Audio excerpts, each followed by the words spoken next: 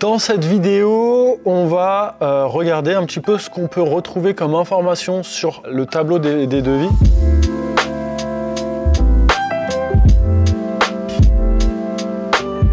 Donc pour y accéder, déjà c'est simple, on va dans le menu et on clique sur devis et on accède à cette page. Donc on voit déjà qu'on peut créer un devis directement depuis ici. On peut noter le titre du devis, sélectionner le client et utiliser un modèle de devis. Donc on peut créer un devis. On va pouvoir aussi exporter nos devis sous format Excel ou sur un fichier zip qui nous permet de télécharger d'un seul coup tout l'ensemble des devis directement. Et on va retrouver un ensemble de filtres. Donc je peux filtrer un devis par numéro par exemple et retrouver que mon devis numéro 5. Si je tape 5, je vais pouvoir retrouver mes devis par client. Donc si je sélectionne un client en particulier, je vais retrouver tous les devis de ce client. Je vais pouvoir aussi sélectionner par date. Donc je peux sélectionner entre deux dates par exemple sur un mois donné.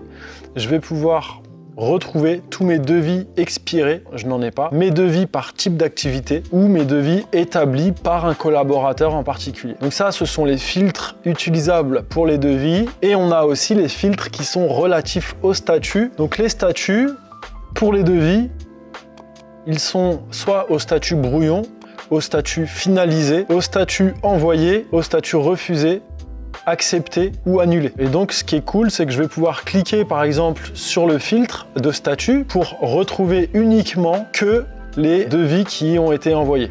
Et donc par exemple si je clique sur accepter, je vais retrouver tous mes devis qui sont acceptés et j'ai ici une espèce de calcul qui me calcule automatiquement l'ensemble de tous mes devis qui sont au statut accepté. Donc ça me permet de m'y retrouver, c'est vraiment simple, efficace. Voilà, c'est terminé pour cette vidéo et nous on se retrouve dans la prochaine vidéo. Dans la prochaine vidéo, on va voir comment fonctionnent les signatures électroniques.